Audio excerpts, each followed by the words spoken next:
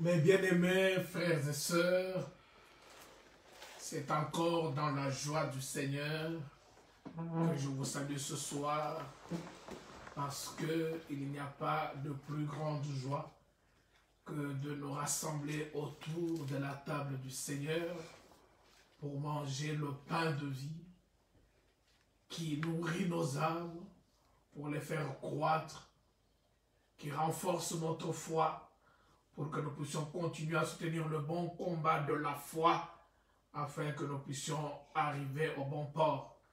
Que le Seigneur visite chacun et chacune de vous, dans vos maisons, avec tous ceux qui vous entourent, afin que nous puissions communier avec le Seigneur à sa parole. Je vous salue donc avec joie, et nous allons commencer notre culte de ce soir avec le cantique à la page 16, « Dans mon âme, un beau soleil brille ».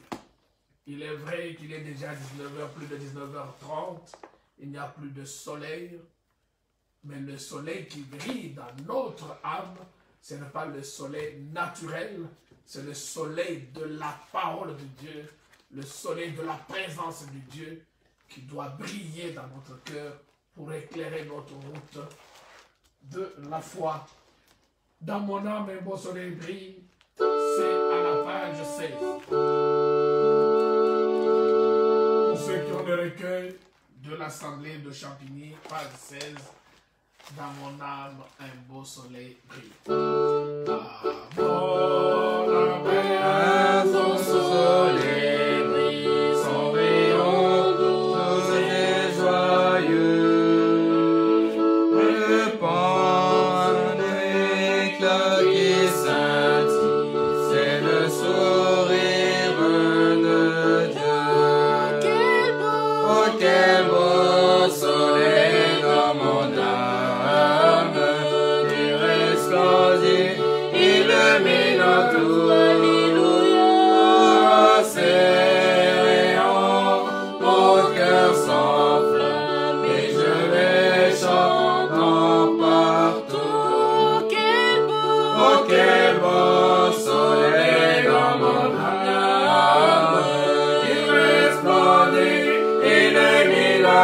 Alléluia.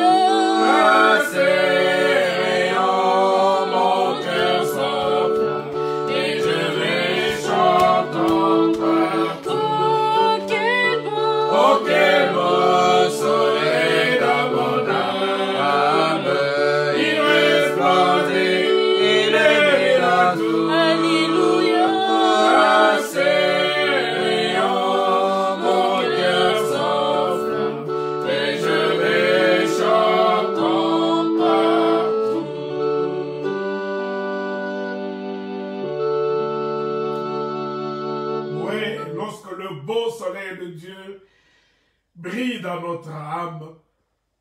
Il resplendit. Excusez-moi. Il illumine tout. Il faut que notre cœur s'enflamme au rayon de ce soleil si beau, afin que nous puissions aller partout dans le monde en chantant notre joie du salut. Car notre cœur était dans les ténèbres. Mais c'est le beau soleil de Dieu qui l'a illuminé. Et les ombres funèbres ont fui. Voilà pourquoi ce soir notre âme peut éclater en louange. Et aussi, c'est en espérance de ce beau pays dans lequel nous allons entrer bientôt que nous pouvons nous réjouir ce soir. Il y a un pays au-delà des étoiles, cette cité où il n'y a point de nuit, parce que Dieu lui-même sera le soleil qui brille dans cette cité. C'est à la page 15, il y a un pays au-delà des étoiles.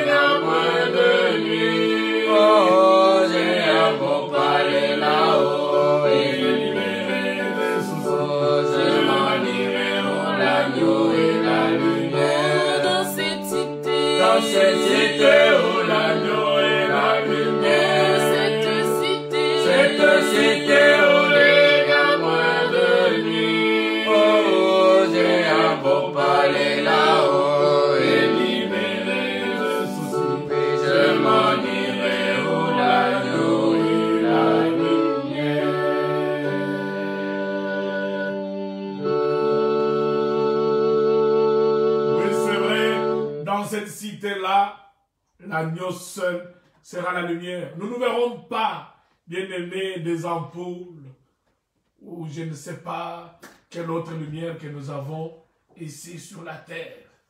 Dans ces belles demeures, l'agneau seul sera la lumière. Nous avons beaucoup de déceptions ici dans le monde, mais là, nous allons nous réjouir.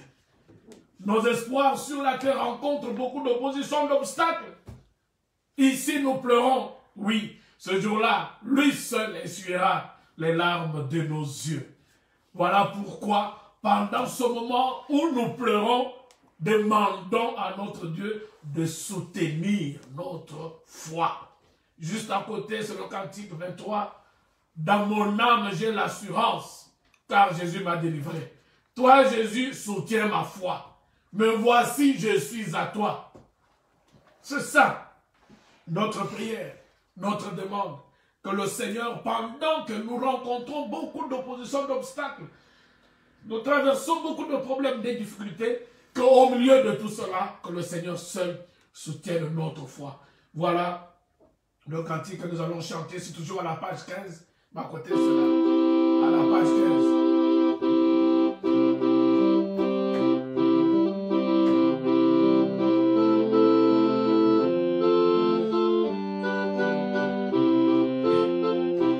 Dans mon âme, j'ai l'assurance que Jésus m'a délivré.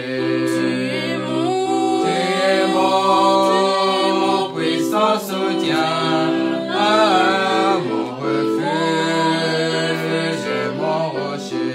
Toi Jésus, soutiens ma foi.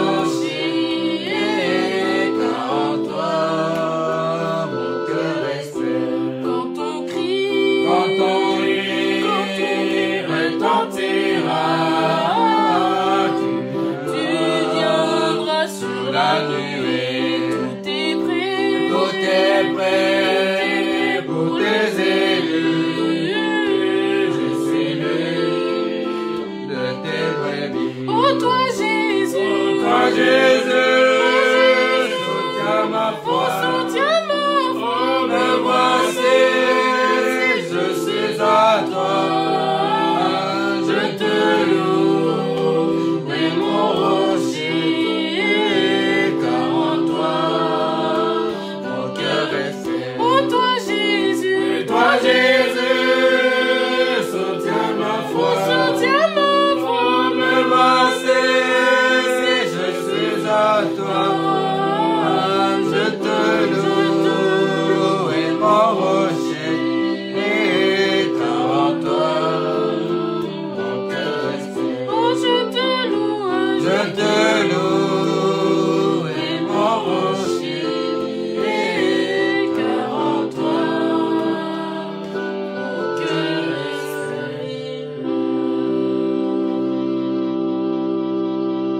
Amen. Plus rien ne peut nous résister parce que lui, il a brisé l'adversaire. Il nous a donné une grande victoire. C'est cette grande victoire qui nous donne l'espérance de continuer à combattre. Parce que tout pouvoir est dans sa main. Si Dieu est pour nous, qui sera contre nous? Quand son cri retentira, il viendra sur la nuée. Alors, préparons-nous, bien-aimés, à être prêts. Nous préparer, c'est nous tenir dans la parole de Dieu. Comme ce soir, nous sommes réunis pour l'écouter. Que le Seigneur vous bénisse encore. Nous allons prendre nos Bibles et prendre Matthieu au chapitre 5 et nous chanterons dans la prière « J'ai soif de ta présence ». Si nous avons vraiment soif de sa présence, eh bien, il va nous visiter ce soir pour nous donner à boire afin de nous désaltérer. J'ai soif de ta présence, c'est effectivement ce que nous voyons dans Matthieu au chapitre 5 au verset 6. Nous sommes à la 4e béatitude. Comme vous le savez, c'est depuis le mercredi de la semaine dernière que nous avons commencé l'étude de Matthieu au chapitre 5, du 1er au 12e verset. Les 8 béatitudes, comme on les appelle, ce sont des vertus qui nous font entrer dans le règne des cieux et que cette espérance nous rend heureux. Heureux, verset 6, Matthieu 5. Matthieu chapitre 5, verset 6. Heureux ceux qui ont faim et soif de la justice, car ils seront rassasiés. Amen. Voilà. Tout est dit. Et nous allons chanter tout à l'heure, j'ai soif de ta présence. Si nous avons soif de la justice de Dieu, nous serons rassasiés ce jour-là. Et nous le verrons tout à l'heure. La justice dont parle Matthieu chapitre 5 verset 6, c'est la parole de Dieu elle-même. La parole de Dieu est justice.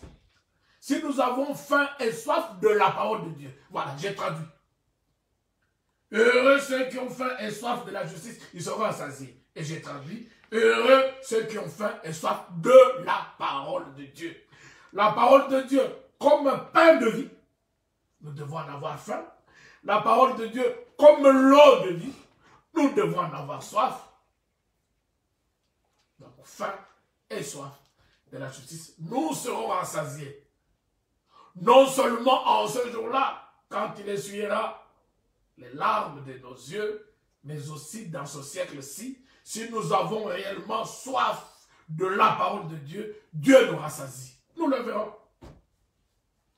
Nous le verrons. Que le Seigneur vous bénisse pour tout ce qui avait trouvé du temps après les labeurs de la journée, fatigue. Nous avons couru à gauche, à droite. Ceux qui étaient au travail, ceux qui étaient à l'école, d'autres dans d'autres occupations, dans des démarches qui nous ont sans doute fatigués. Et ce soir, nous nous retrouvons. Puissions-nous pendant un moment oublier cette fatigue, entrer dans la présence de notre Dieu. Nous n'allons pas la ressentir, cette fatigue, si nous entrons dans la présence de Dieu, pour que pendant quelques instants, Dieu puisse nourrir nos âmes. J'ai soif de sa présence. Chantons tous ensemble ce cantique. C'est à la page 30 de notre recueil, le cantique 46. Page 30, cantique 46. J'ai soif de ta présence dans la prière. J'ai soif de ta présence, divin chef de ma foi. Ma faiblesse immense, que ferais-je sans toi? Chaque jour, à chaque heure, oh,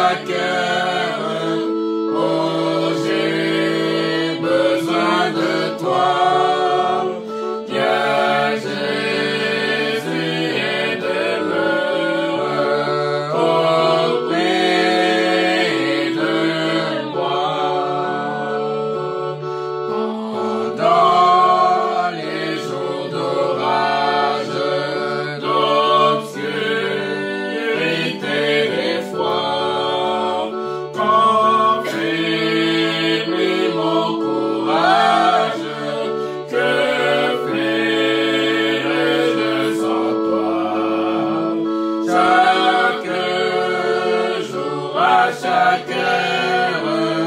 Oh, j'ai besoin de toi. Viens Jésus, aide-moi. Auprès de moi. Jésus, ta présence, c'est la vie et la paix. La paix dans la souffrance et la vie à jamais. Chaque jour, à chaque heure, oh, j'ai besoin de toi. Viens Jésus, aide-moi auprès de moi. Chaque jour, à chaque heure, oh, j'ai besoin de toi. Viens Jésus, aide-moi auprès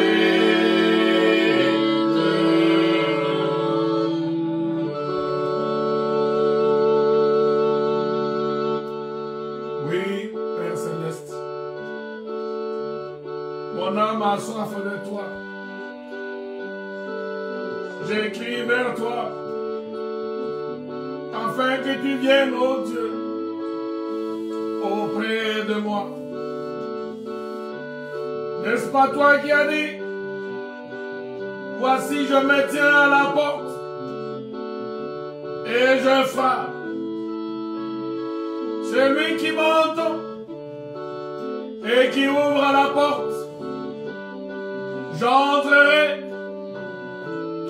Je vais me mettre à table avec lui et je souperai avec lui. Oh Seigneur, ce soir, c'est toi qui frappes à la porte. C'est toi qui nous as convoqués en ce lieu. Oui, Dieu, autour de ta table, nous t'entendons frapper à la porte. Donne-moi, donne à mon frère, donne à ma soeur d'ouvrir la porte de son cœur maintenant, oh Dieu. Que je puisse t'ouvrir la porte de mon cœur, Seigneur. Et que tu entres. Et que tu puisses souper avec moi. Tu puisses nourrir mon âme. Tu puisses abreuver mon âme de ta parole. Qui me fortifie dans la foi. Qui me donne la force de continuer à soutenir le bon combat de la foi. C'est pour cela, oh Dieu, que nous avons oublié la fatigue de la journée. Nous avons oublié tous les problèmes. Nous avons accouru vers toi. Afin, oh Dieu, qu'à la place du désespoir qui ténèbre nos cœurs, tu nous donnes l'espérance. À la place des troubles qui embêtent nos cœurs, nous accordes la paix. À la place des liens qui nous retiennent encore captifs, Seigneur, dans les choses du monde, tu nous accordes encore ce soir la délivrance et la libération. À la place d'autant de maladies spirituelles qui nous frappent, et même des maladies physiques, que tu apportes encore la guérison. Qu'à la place, oh Dieu, des pleurs et des cris de détresse, tu apportes, Seigneur, la consolation. Et tout cela, Seigneur, tu ne l'apportes pas d'une autre manière que par ta parole.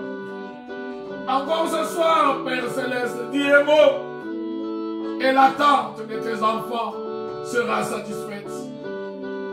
Visite-nous, Père Céleste. Visite chaque frère, bénis chaque soeur. Et moi-même, Seigneur, c'est entre ta main que je me recommande, oh Dieu. Quand j'ouvrirai ma bouche tout à l'heure, que je disparaisse, que toi seul tu prennes toute la place. Et que tu parles à tes enfants, à commencer par moi-même, oh Dieu. Et que tu puisses nous communiquer la vie de Jésus. Que tout l'honneur, la gloire te revienne à toutes choses, Père Céleste. Je te l'ai ainsi demandé, au nom de notre Seigneur et Sauveur Jésus-Christ. À toi, mon cœur m'obéit. Christ,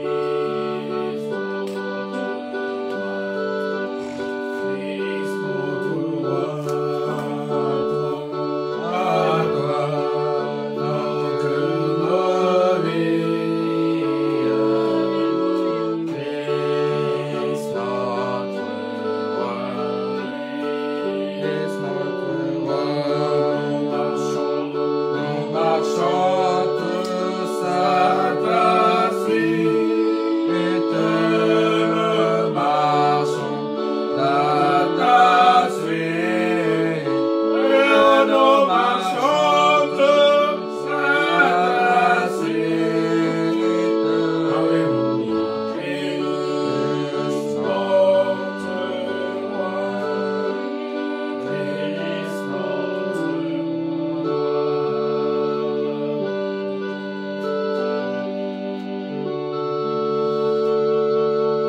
Que le Seigneur vous bénisse tous, mes bien-aimés frères et sœurs. Reprenons nos Bibles dans Matthieu au chapitre 5.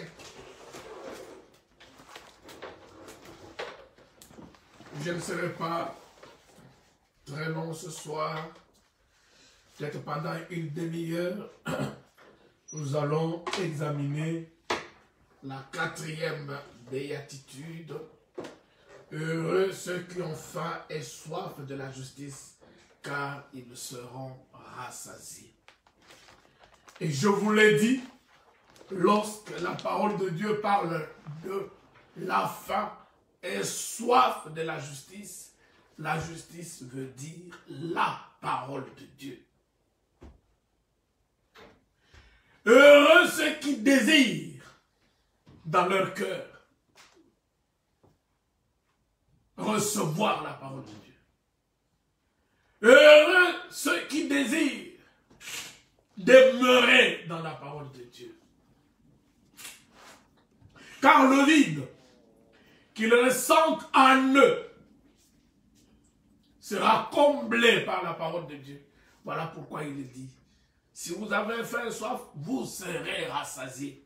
Rassasiés de la nourriture spirituelle, de la manne qui vient du ciel, la manne spirituelle, la parole de Dieu. Elle est donnée gratuitement. Dieu fait grâce. Dans Ésaïe, au chapitre 55,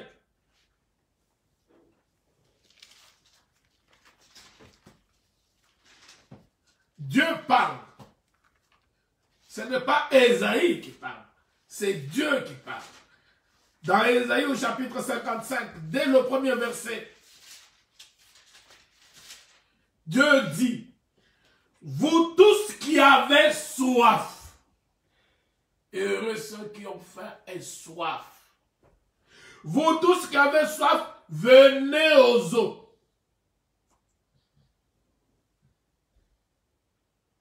Dieu nous invite, comme maintenant, comme ce soir, et tous les jours, comme je venais de le dire.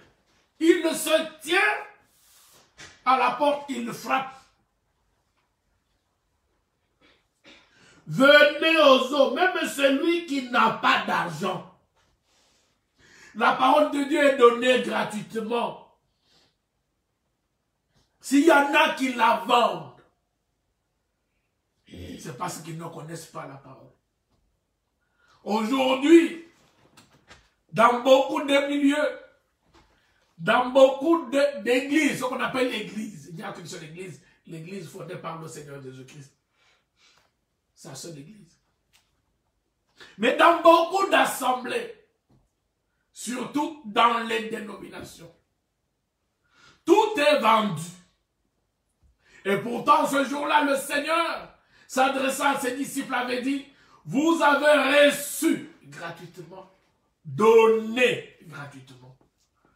Aujourd'hui, même l'exercice des dons dans les assemblées est vendu. Il semble même, je ne sais pas si c'est vrai, et c'est vrai, que même certains, se disant ministres de Dieu, pour imposer les mains sur les malades, pour prier pour les malades doivent payer. Aujourd'hui, on peut prêcher, on enregistre les prédications sur des CD et on les vend. Aujourd'hui, on chante, on enregistre des chants de louange et d'adoration de Dieu sur des supports, toutes formes de supports, et on les vend. Non, les choses de Dieu ne se vendent pas. C'est avec ce que les fidèles de Dieu qui veulent soutenir l'assemblée, qui veulent soutenir l'œuvre de Dieu, qu'on peut produire des supports et les donner gratuitement. Nous, qui sommes du message, vous le savez, combien nous recevons de brochures, de créfènes, combien nous recevons des CD. C'est par milliers. Il y a des gens qui travaillent à la traduction en plusieurs langues de toutes ces brochures et de tous ces CD qui sont gravés. C'est des machines. C'est autant de personnes qui travaillent, autant de temps, le temps qui est utilisé par ces personnes. Et autant d'ingrédients. C'est des papiers, des CD qu'il faut acheter. Sans compter maintenant les frais d'envoi à la poste. Et nous recevons tout ça gratuitement. Ça, c'est la parole de Dieu en action. Ça, c'est la parole de Dieu en œuvre. Voilà pourquoi demain, personne ne pourra avoir d'excuses pour dire « Je n'ai pas pu avoir accès à la parole de Dieu ». Parce que ceux qui mettent aujourd'hui d'obstacles à l'accès à la parole de Dieu, en la vendant, en posant des conditions, ils répondront. Parce que ceux qui ne peuvent pas avoir accès parce qu'on leur demande de l'argent, ceux qui ne peuvent pas avoir accès aux dons parce qu'on leur demande de l'argent, alors que ce sont des choses que Dieu nous donne gratuitement et que nous devons donner gratuitement. C'est avec des contributions diverses qu'on fait le travail de Dieu. Voilà pourquoi personne n'aura d'excuses. Ne pourra pas dire je n'ai pas pu. Non. Même si vous n'avez pas d'argent, c'est écrit, même celui qui n'a pas d'argent, venez acheter et manger. Ici, il y a la faim et la soif. Pour la faim, on mange. Pour la soif, on boit. Et vous verrez que quand on dit celui qui a faim et soif de la justice, il y a le manger et le boire. Que la parole de Dieu est symbolisée comme une nourriture, mais c'est aussi comme un breuvage. Venez acheter du vin et du lait sans argent, sans rien payer. Dieu reste cohérent. Dieu reste logique. Autant il nous a recherchés et il nous a sauvés par grâce gratuitement, autant il nous permet de travailler à ce salut et de grandir dans cette grâce gratuitement. C'est-à-dire en nous donnant les armes nécessaires, en nous donnant les ingrédients nécessaires à l'intérieur de la grâce, sans demander quoi que ce soit. Il nous a rien demandé pour nous sauver. Il nous demande rien pour continuer à travailler et accroître dans ce salut. Voilà pourquoi il dit, si vous avez faim et soif, venez. N'hésitez pas parce que c'est gratuit. Et maintenant, à contrario, les choses de Dieu sont gratuites, mais les hommes et les femmes désirent, préfèrent aller dépenser de l'argent pour des choses qui ne nous nourrissent pas, pour des choses qui ne désaltèrent pas, pour l'eau qui ne désaltère pas, pour la nourriture qui ne rassasie pas. Voilà pourquoi au verset 2 d'Ésaïe au chapitre 55, pourquoi payez-vous de l'argent pour ceux qui ne nourrissent pas? Combien nous courons vers les miracles, vers les femmes, racontées dans des églises, racontées dans des assemblées. Il y a un prophète qui va venir aujourd'hui, je vais aller l'entendre, il va me dire ma vie, il va prévoir, je ne sais pas, me dire, prédire mon avenir, il va me guérir, il va faire ceci. Et on vous demande d'apporter de l'argent, il y a des paniers qui passent, et tout ça, des campagnes d'évangélisation, 3 jours de miracles puissants. Nous courons, nous courons, nous courons, et nous dépensons pour des choses qui ne nourrissent pas, au contraire, qui nous appauvrissent et qui nous plongent dans l'obscurantisme. Au lieu de rechercher la parole de Dieu pure, qui donne la vraie foi, qui nous éclaire, pour nous montrer le chemin, qui nous ramène dans notre patrie, nous voulons aller écouter les fables, les interprétations des hommes, des interprétations particulières de la parole de Dieu, créées par des hommes, de fausses doctrines, créées par des hommes, pour tout simplement des intérêts illicites, impurs. C'est que la parole de Dieu dit pour les gains matériels. Oui. Aujourd'hui, il pullule dans nos assemblées les serviteurs de Dieu du ventre. Et là, vous verrez combien d'argent est dépensé. Combien d'argent les gens donnent. Ils s'appauvrissent, pensant recevoir quelque chose. Mais au lieu de recevoir la vie, ils reçoivent la mort. Parce que c'est la parole des hommes, des femmes et des interprétations qu'ils reçoivent. Et c'est la mort qui les atteint au lieu de recevoir la vie de Christ. Pourquoi travaillez-vous pour ceux qui ne rassasient pas? Écoutez-moi donc et vous mangerez ce qui est bon. Écoutez Dieu, n'écoutez pas les hommes. Écoutez Dieu à travers les hommes que lui-même envoie et à qui il donne et révèle sa parole. Tout celui qui se dit serviteur de Dieu ne l'est pas forcément. Ce n'est pas parce que je dis Dieu que je suis un serviteur de Dieu. Il y a un frère qui me dit merveilleusement bien. Nous avons besoin des gens par qui Dieu parle. Nous n'avons pas besoin de gens qui parlent de Dieu. On peut parler de Dieu sans être le canal par lequel Dieu lui-même parle. Voilà pourquoi Dieu ne dit pas écoutez, non, écoutez-moi. Et vous mangerez ce qui est bon. Et votre âme se délectera de mets succulents. Prêtez l'oreille et venez à moi. Écoutez et votre âme vivra.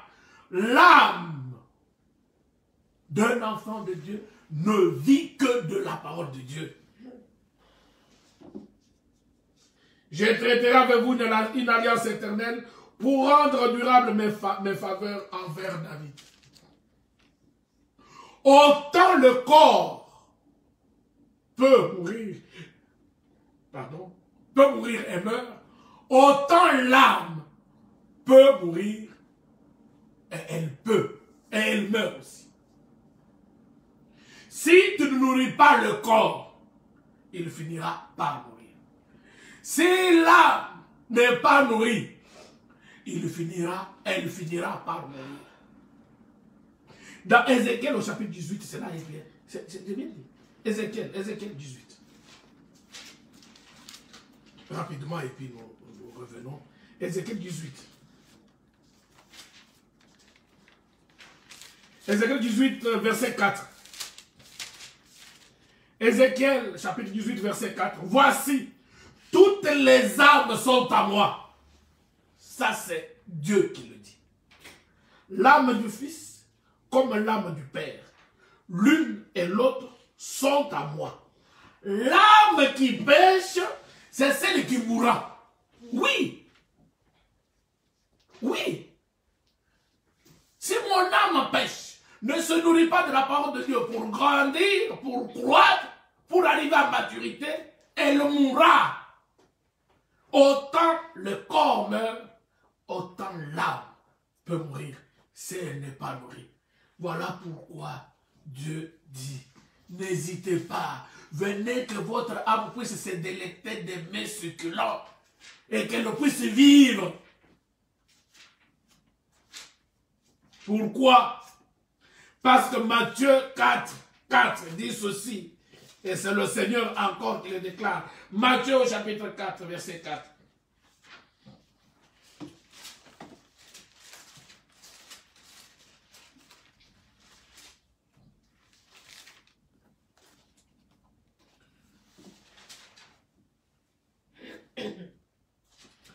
Matthieu au chapitre 4, verset 4, Jésus répondit, il est écrit, l'homme ne vivra pas de pain seulement, mais de toute parole qui sort de la bouche de Dieu. Amen.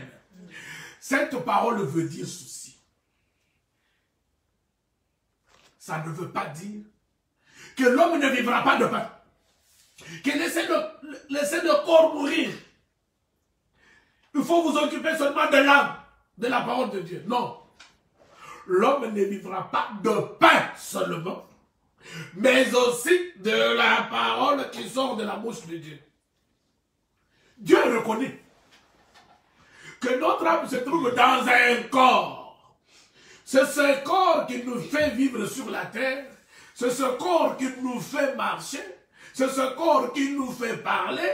C'est ce corps qui nous fait prier. Et ce corps est sur la terre. Et pour que l'âme continue à vivre dans ce corps, pour que l'âme continue à subsister, il faut que le corps qui porte l'âme soit aussi en bonne santé, puisse se rassasier et avoir la force.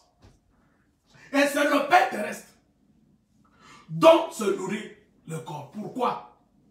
Parce que le corps lui-même vient de la terre. Il ne peut que manger que ce qui vient de la terre.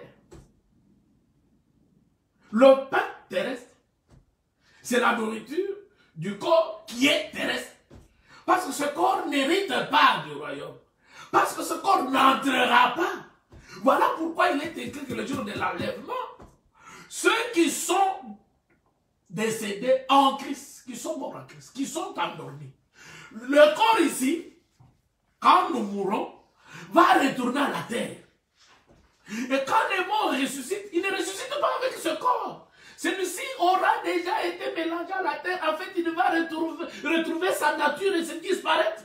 Le corps avec lequel on ressuscite, c'est un autre corps avec lequel on entre au ciel. Et ceux qui seront vivants, la parole de Dieu dit, ils seront transformés, changés.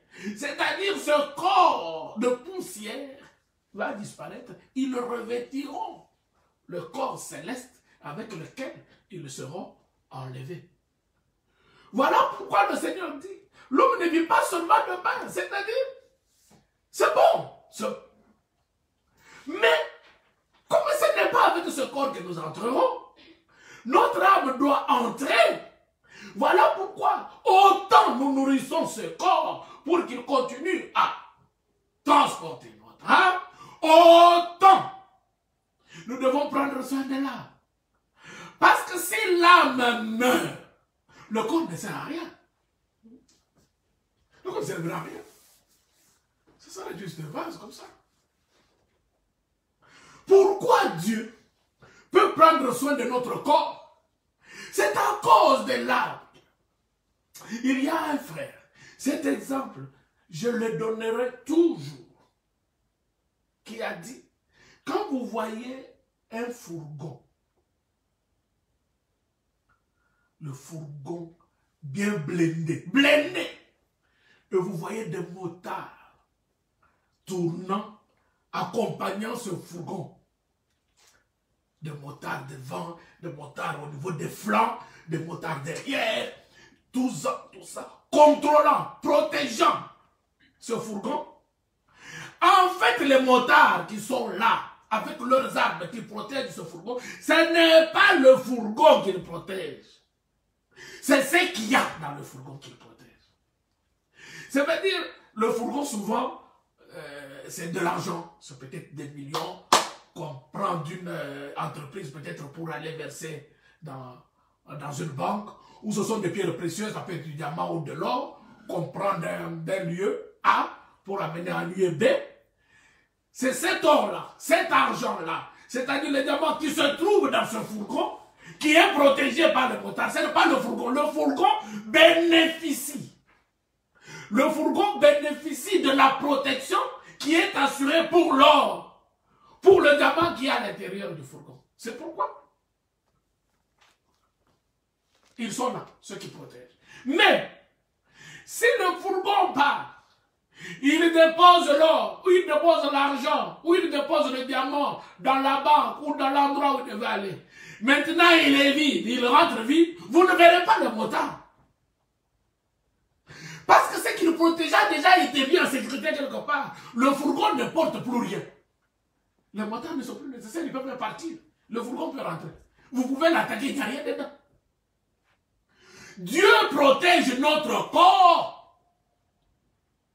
aussi longtemps que notre corps porte notre âme et que notre âme est rassasiée de la parole de Dieu. À ce moment-là, Dieu veille sur nous, pas à cause de ce corps, non, il rentrera à la poussière, mais à cause de sa parole qui est dans notre âme. Si nous n'avons rien, si dans notre âme il n'y a rien, il n'y a pas la parole de Dieu, l'âme meurt. L'âme qui pêche, c'est elle qui mourra, elle meurt. Devant Dieu, nous ne sommes plus rien. Ce corps peut aller, ça ne représente rien pour Dieu parce qu'il n'y a rien dedans. Voilà pourquoi ce corps bénéficie de la protection de Dieu à cause de la parole de Dieu qu'il y a dans notre âme. Voilà pourquoi l'homme ne vivra pas de pain seulement, mais de toute parole qui sort de la bouche de Dieu. C'est pour que cette âme-là vive. Vive. Voilà pourquoi, toujours dans Matthieu chapitre 6, il est écrit « Cherchez, cherchez ». Matthieu chapitre 6, verset 33. Cherchez premièrement le royaume et la justice de Dieu. Heureux ceux qui ont faim et soif de la justice. La justice de Dieu dont on parle ici, c'est la parole. Cherchez premièrement le royaume et la justice de Dieu. Et toutes ces choses, ça veut dire que si notre âme est rassasiée de la parole de Dieu, est assise dans la parole de Dieu, maintenant toutes les choses dont notre corps a besoin viendront par-dessus. C'est-à-dire, Dieu prendra soin de notre corps à cause de la parole qu'il y a dans notre âme. C'est cela ce que ça veut dire. Cherchez premièrement le royaume des cieux. Parce que le corps ici, toutes ces choses, elles sont dites. En fait, c'est pour que vous puissiez comprendre. Elles sont dites dans les versets qui précèdent. Si vous prenez les versets qui précèdent, vous verrez. Nous commençons par le verset 25. Vous allez comprendre ces choses qui concernent le corps, pas l'âme. À partir du verset 25. Ça concerne le corps, pas l'âme. Regardez, c'est pourquoi je vous dis, ne vous inquiétez pas pour votre vie de ce que vous mangerez, le corps. Ni pour votre corps de quoi vous serez vêtu, le corps. La vie n'est-elle pas plus que la nourriture et le corps plus que les vêtements? Regardez les oiseaux du ciel. Ils ne sèment ni ne moissonnent. Et ils n'amassent rien dans des greniers. Et votre Père Céleste les nourrit. Ne valez-vous pas beaucoup plus qu'eux? Qui de vous, par ses inquiétudes, je n'ai pas d'argent, je n'ai pas de maison, je n'ai pas de voiture, je n'ai pas d'amis, je n'ai pas mangé, je n'ai pas de pain, je n'ai pas ça, je n'ai pas ça, je n'ai pas ça, je n'ai pas ça. Les inquiétudes, tu ne dors pas, tu convoites, tu envies. Mais qui, par ses inquiétudes, peut ajouter une coudée à la durée de sa vie? Et pourquoi vous inquiétez au sujet du vêtement, toujours pour le corps? Considérez comment croissent les lits des champs. Ils ne travaillent ni ne filent. Cependant, je vous dis que Salomon, même dans toute sa gloire, n'a pas été vêtu comme l'un d'eux. Si Dieu revêt ainsi l'herbe des champs, qui existe aujourd'hui, et qui demain sera jetée au four, ne vous vêtira-t-il pas à plus forte raison, gens de peu de foi? Vêtir là, c'est vêtir le corps, ce n'est pas l'âme. L'âme n'a pas besoin d'être habillée.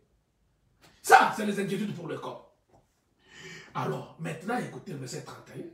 Ne vous inquiétez donc pas et ne dites pas, que mangerons-nous? C'est toujours pour le corps. Que boirons-nous? C'est toujours pour le corps. De quoi serons-nous vêtus? C'est toujours pour le corps. Dans quelle maison nous allons habiter? C'est toujours pour le corps. Dans quelle voiture? C'est toujours pour le corps. L'argent, c'est toujours pour le corps. Tout ça pour le corps. Maintenant, le verset 32. Car toutes ces choses, ce sont les païens qui les recherchent. C'est-à-dire, ce sont ceux dont l'âme n'est pas rassasiée par la parole de Dieu, dont l'âme n'est pas concernée par la parole de Dieu. Ce sont ceux-là qui recherchent ces choses-là. Or, maintenant, écoutez le bout du verset 32 qui est important. Votre Père Céleste sait que vous en avez besoin. Parce qu'il sait que votre corps-là a besoin de ça. Pourquoi? Parce que votre corps transporte l'âme. Dieu sait très bien que ce fourgon-là a besoin de la protection parce qu'il porte l'or. Dieu sait. Mais il vous demande maintenant, nourrissez d'abord votre âme. Que la parole de Dieu demeure d'abord dans votre âme comme un trésor. Alors toutes ces choses-là, manger, se vêtir, avoir une maison, avoir une voiture, je viendrai les donner par-dessus parce que le corps, lui, a besoin de ça pour garder l'âme qui est dedans. Qui alors? Oh, c'est merveilleux. Alors si vous ne cherchez pas, non. Ne vous inquiétez donc pas du lendemain, car le lendemain aura soin de lui-même. Nous chanterons tout à l'heure vers la fin quand nous allons chanter. Parce qu'il vit, mes lendemains sont assurés. Parce qu'il vit, mes lendemains sont assurés. Qui connaît? Je ne connais même pas ce qui va se passer dans 5 minutes. Même après ce culte. Même pendant que je parle là. Pof! Je peux partir. Je ne peux pas savoir si, pendant que je parle, quelqu'un peut frapper à la porte. Mais pendant ce temps, Dieu peut-être voit une personne qui est dans le bus quelque part en train de venir nous rendre visite. Dieu le voit. Alors, recommandons-nous entre ses mains, entre les mains de celui qui connaît toutes choses, celui qui peut assurer nos lendemains. Parce que nous ne pouvons pas les assurer, parce que nous ne les connaissons pas. Le lendemain prendra soin de lui-même. À chaque jour suffit sa peine. Vous avez compris maintenant? Cherchez premièrement le royaume des cieux et la justice de Dieu. C'est cela. Savoir faim et soif de la justice. Dans Jean 4, vous verrez pourquoi je parle. Faim et soif. C'est pour vous montrer que la parole de Dieu est à la fois pain et breuvage. Maintenant, nous prenons d'abord soif. Et puis nous verrons fin après. Quand nous prenons au chapitre 4 de Jean, chaque fois que vous entendez Jean 4, pensez à la femme au puits. Si vous entendez Jean 8, pensez à la femme adultère. C'est comme ça. Jean 4. Une femme, verset 7. Une femme de Samarie vint puiser de l'eau. Jésus lui dit, donne-moi à boire. Car ses disciples étaient allés à la ville pour acheter des vivres. La femme samaritaine lui dit, comment toi qui es juif me demandes-tu à boire, à moi qui suis une femme samaritaine? Les juifs, en effet, n'ont pas de relation avec les juifs, avec les samaritains. Pardon. Verset 10 commence maintenant. C'est ce que nous recherchons. Jésus lui dit, si tu connaissais le don de Dieu, et qui est celui qui te dit, donne-moi à boire, tu lui aurais toi-même demandé à boire, il t'aurait donné de l'eau vive. Ah ouais. Je vais vous expliquer tout à l'heure.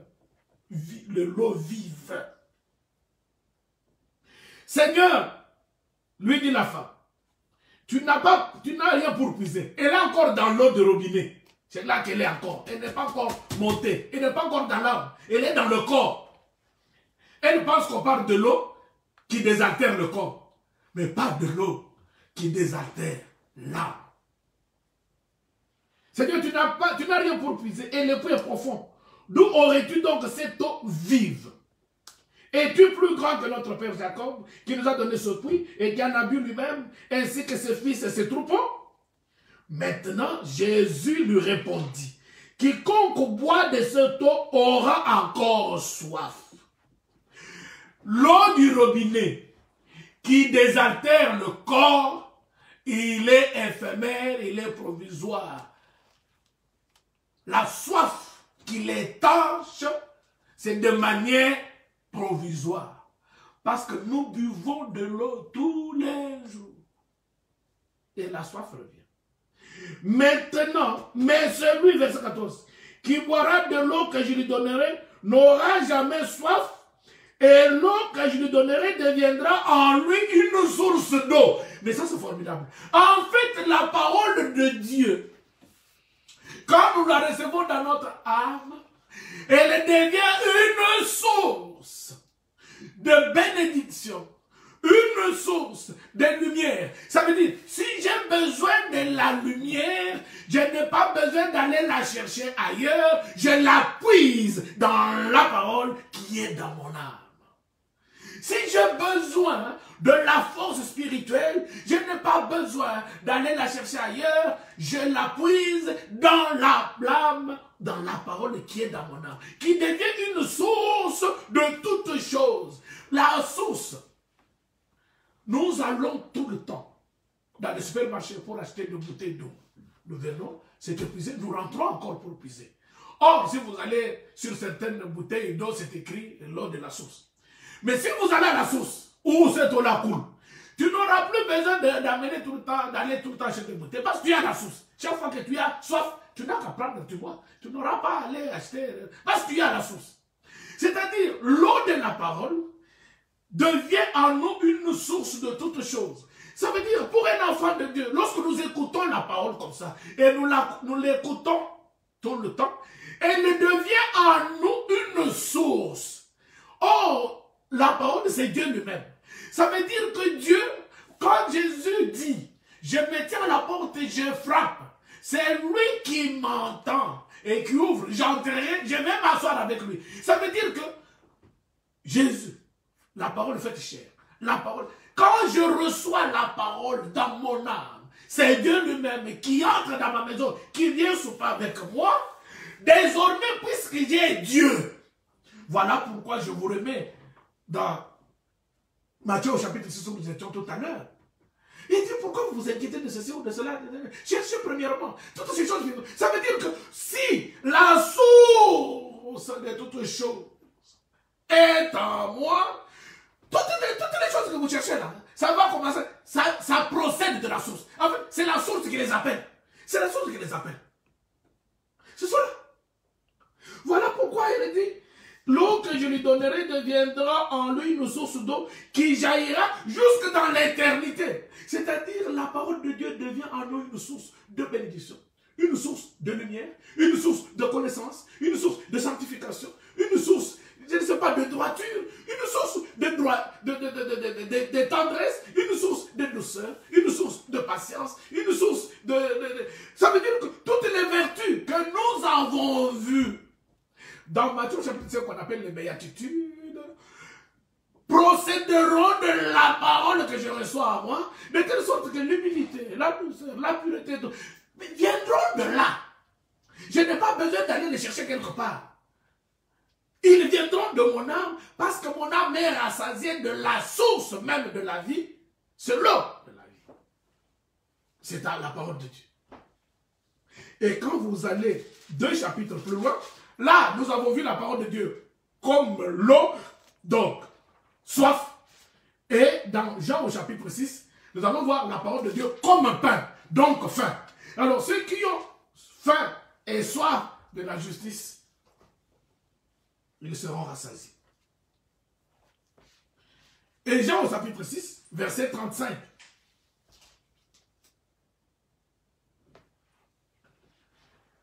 Jean chapitre 6, verset 35, Jésus leur dit, je suis le pain de vie. Nous y sommes.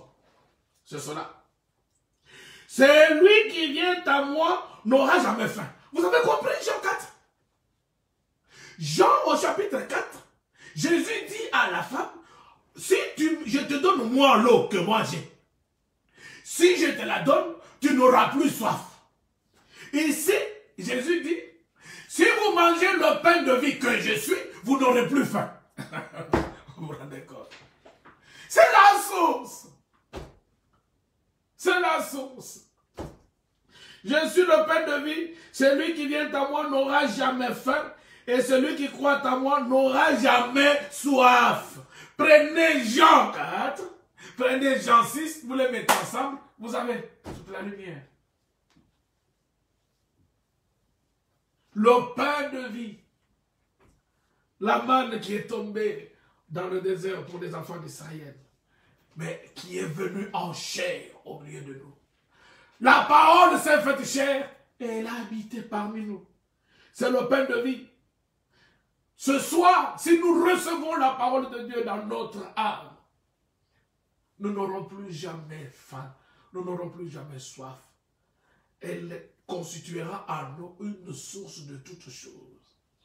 Mais voilà pourquoi nous devons l'écouter régulièrement, pour que la source soit alimentée. Mais c'est Dieu que nous avons déjà reçu à nous. Le fait que nous allons écouter la parole tout le temps, ça devient une œuvre de la source que j'ai déjà. Parce que j'ai déjà reçu la parole, donc j'ai déjà reçu Dieu lui-même. Et cette source en moi crée maintenant le désir d'écouter, pour me préparer. Ça devient en fait un plaisir pour être agréable à Dieu. Donc celui qui a Dieu, il a tout, il n'a plus besoin de faire quoi que ce soit. La parole de Dieu. Et au verset 50, je saute, j'ai pris le verset 35, je prends maintenant 50. D'abord, je remonte un peu. Verset 48. Avant d'aller au verset 50, je vais au verset 48. Je suis le pain de vie. Vos pères ont mangé la manne dans le désert et ils sont morts. C'est ici le pain qui descend du ciel afin que celui qui en mange ne meure point. Vous avez compris? Je vous ai dit, dans Ézéchiel au chapitre 18, verset 4, l'âme qui pêche, c'est elle qui mourra. Donc, mais elle qui se rassasie du pain de vie ne mourra pas. Ce qui mourra, c'est le corps qui transporte l'âme, mais pas l'âme. L'âme qui aura reçu le pain de vie. L'âme qui se sera rassasiée du pain de vie. L'âme qui se sera abreuvée de l'eau de vie, de l'eau vive de Jean 4. Celle-là, elle aura la vie éternelle. Lorsque le corps mortel disparaîtra, l'âme, elle, ne mourra pas, elle s'élève. L'âme ne mourra pas. Celle qui meurt, c'est celle qui aura péché. C'est-à-dire, celle qui n'aura pas mangé le pain de vie. Elle qui n'aura pas bu l'eau vive. Oui, celle-là mourra. Elle meurt au même moment que le corps qui la porte. Mais quand ce corps, voilà pourquoi Job pouvait dire, même si ce corps s'est détruit, même si ce corps retournera à la poussière, mon âme verra le Seigneur. Lui, il ne sait pourquoi il le disait. Parce qu'il avait le pain de vie en lui, dont son âme s'était rassasiée.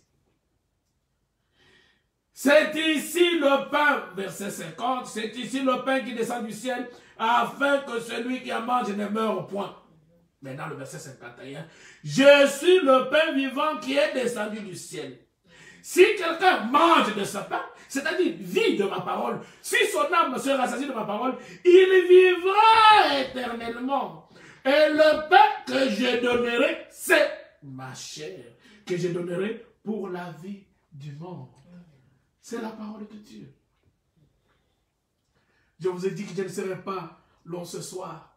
Ce sont ces quelques versets pour vous montrer que la béatitude, la quatrième, heureux sont qui ont faim et soif de la justice, car ils seront rassasiés.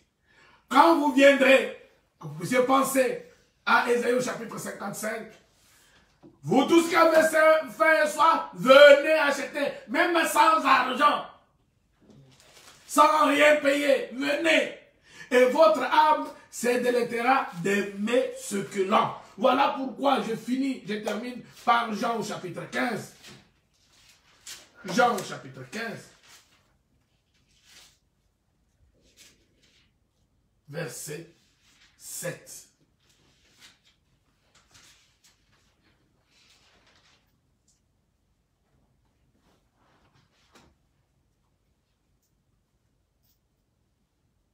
Après, nous allons chanter plein de zèle, Fils de Dieu, parle de lui. Et nous allons prier ensemble. Jean chapitre 15, verset 7. Si vous demeurez en moi et que mes paroles demeurent en vous, dans votre âme, maintenant écoutez, demandez ce que vous voudrez et cela vous sera accordé. L'eau que je lui donnerai deviendra une source intarissable. Le pain de vie, c'est lui qui le mange, aura la vie éternelle. Si mes paroles demeurent en vous, tout ce que vous demandez, vous l'aurez parce que c'est la source même de toutes choses. Vous demandez et vous ne recevez pas parce que vous demandez mal. Dans le seul objectif de satisfaire vos besoins charnels. Mais si nous demandons, nous cherchons le pain de vie et l'eau vive pour que notre âme soit rassasiée et désaltérée, oui, tout ce que non, tout ce dont nous aurons besoin. Cette parole de Jean 15, chapitre 7, rejoint Matthieu 6, 33. Si vous demeurez en moi et que mes paroles demeurent en vous, tout ce que vous voudrez vous sera accordé. Cherchez premièrement le royaume des cieux et la justice de Dieu, c'est-à-dire, si vos paroles demeurent en vous, c'est la justice de Dieu. Toutes ces choses vous seront données par-dessus. Tout ce que, demandez ce que vous voudrez et cela vous sera accordé. Cette parole de Dieu, toutes ces portions d'écriture s'emboîtent et nous donnent une seule réalité, une seule pensée. Heureux sommes-nous si nous avons faim et soif de la justice de Dieu. Nous serons rassasiés et la source intarissable de Dieu demeurera à nous pour nous conduire jusque dans la vie éternelle. Que le Seigneur vous bénisse, bien-aimés. Nous allons prendre le cantique. Je crois à la page, donnez-moi le recueil. Je vais directement voir et chacun de nous va prier.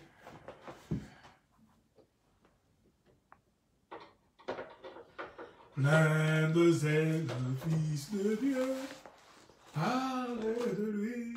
Ça n'a pas 62. Mène les âmes à la croix. Il est temps que nous puissions faire notre choix pour Jésus-Christ, pour l'eau vive, pour le pain de vie. Ayons plein de zèle. Nous allons chanter la page 62, nous allons prier tous ensemble.